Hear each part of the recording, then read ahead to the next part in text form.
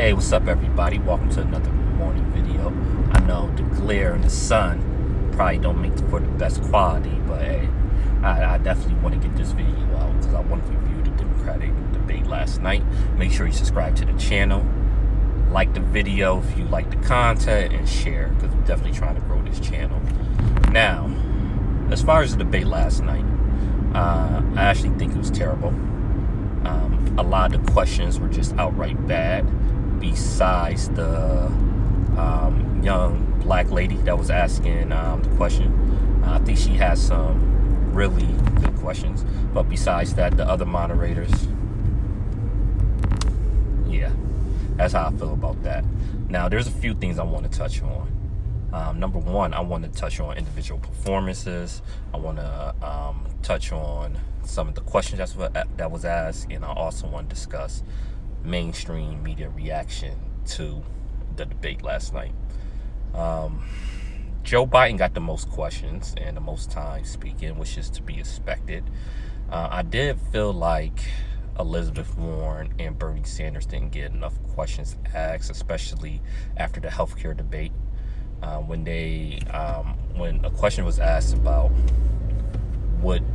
specific issues amongst racism, they didn't go to Elizabeth Warren or Bernie Sanders, which to me doesn't make sense because they two of the top three candidates, and on an important issue like that, I would want to hear their answers, whether it's good or bad, because you want to know where they stand with it.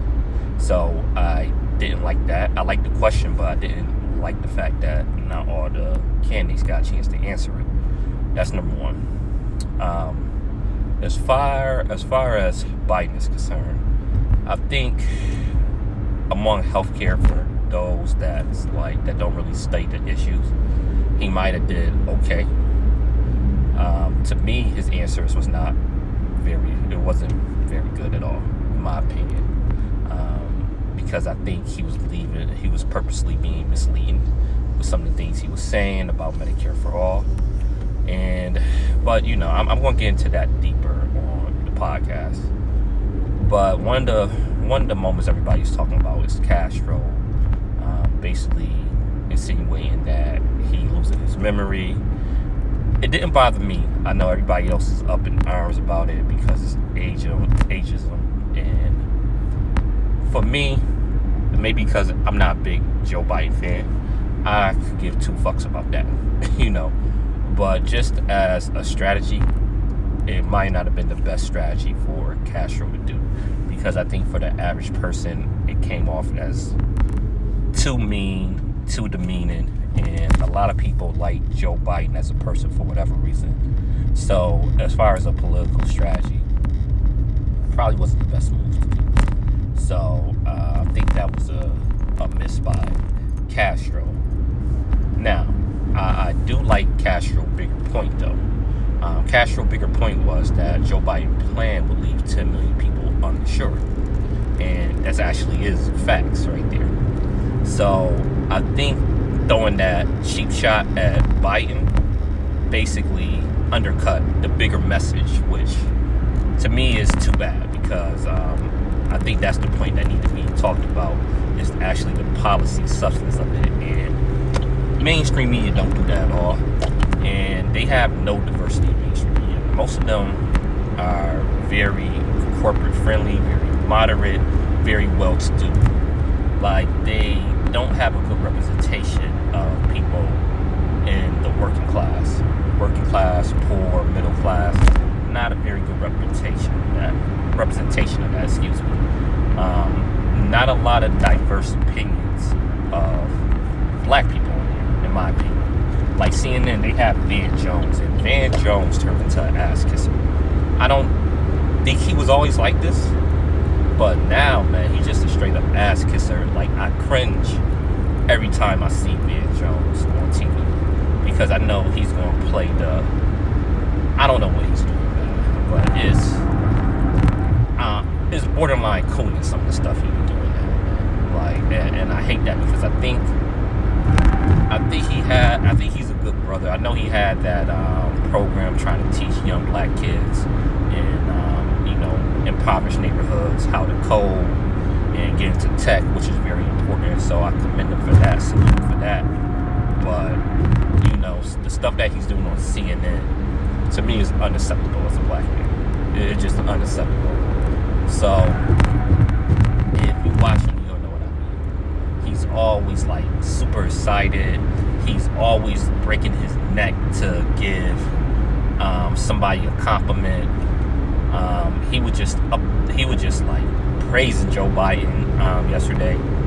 And I don't know how, if you're black, you can praise Joe Biden after that answer of what he said 40 years ago about I'd be damned if I paid for something that happened 300 years ago. I mean, it's just ridiculous, just ridiculous.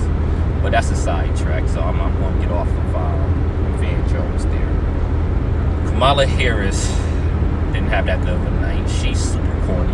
A lot of funny jokes, a lot of corny jokes that didn't hit, laughing at stuff that wasn't really funny. I remember her laughing at Andrew Yang when he said that he was going to give away, I guess, the $1,000 a month of his universal basic income to 10 families, and she was laughing at that. Now, I got a problem with that because universal basic income is a topic that needs to be discussed. I might not be for it, but it is a serious proposal that deserves more thought. You know what I'm saying? It's not something that should be laughed at. And this reminds me when Kamala Harris laughed at the question of legalizing marijuana a few years ago. Like, she's very, I don't know, what's the word? She's very, I guess, uppity. You could say that. And condescending. And don't think outside the box. I really do not like Kamala Harris. She's a smart woman. She can construct arguments well. You see that in the Senate debates, or when she questioning nominees. She's good at that. The first debate when she took down Biden, she's good at constructing arguments. But no, I couldn't vote for her as president. I just can't. She's been wrong too many times. She did a terrible job when she was Attorney General of California. She don't have good answers for that. When Tulsi Gabbard confronted her last debate, she didn't have a good answer. When one of the moderators asked her, I think it was the young black lady that asked her about her record in California when she was AG there this time, and again, no improvement of the answer. So she cannot account for her time as Attorney General. She can't defend her laughing at the thought of legalizing marijuana. She can't defend truancy's laws that she supported. She can't defend all the young black men she locked up when she was AG in California for nonviolent offenses. I mean, her record, it just speaks for herself. It's terrible.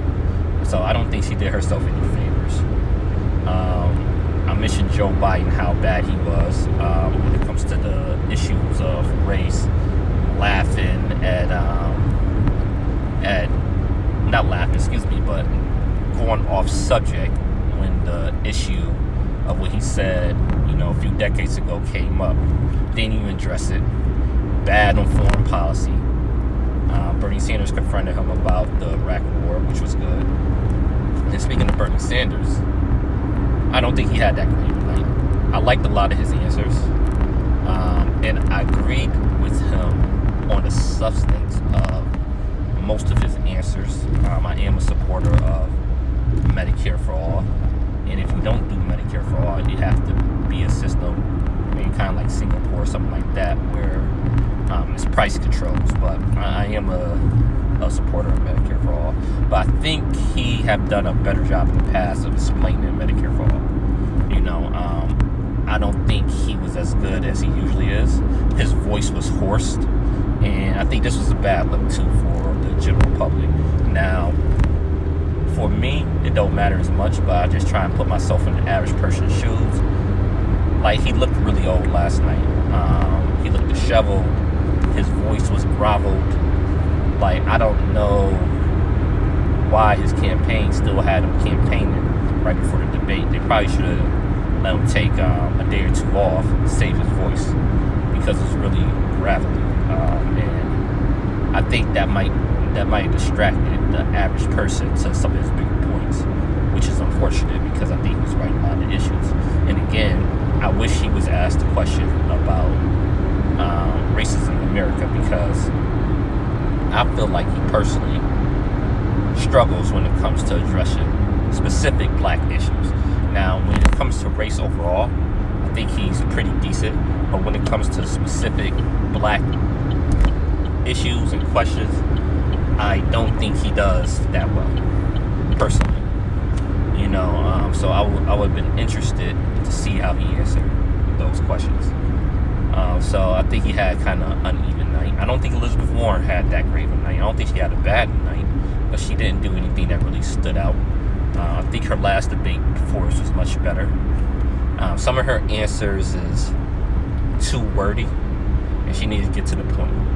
Now, I don't think neither her or Bernie Sanders did a good job explaining Medicare for All. When they went to Medicare for All, right, when the moderator asks, okay, is middle class taxes going to go up? I know you don't want that sound bite of when you saying yes, but it's obvious, yes, middle class taxes is going to go up, but there's going to be no deductions, no premiums. So overall, families would pay less, and it's a better way you can communicate that message without looking like you're not answering a direct question. I think she needs to fix that and address how she answered that question, because to me, it didn't come off good. It looks like when somebody have to ask you the same question over and over and over again, it looks like you hiding something and being a slick politician. Now, you could reframe the question.